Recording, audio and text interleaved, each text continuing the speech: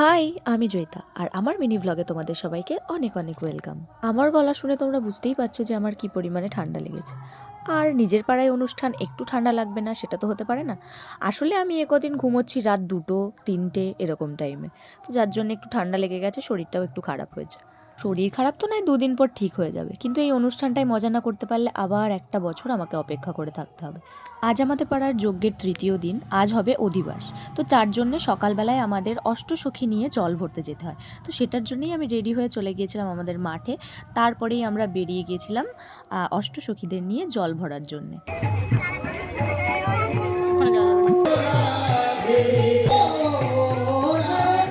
এই 5টা দিন আমাদের পাড়ায় সবাই ভীষণ পরিমাণে মজা করে। আর পেরিয়ে যাওয়ার পর তারপরেই আমরা ওই রাত্রির 12টা পর্যন্তই মণ্ডপে ছিলাম, একটু দই খেয়ে নিলাম, তারপরে এই যে সাজানো হচ্ছে।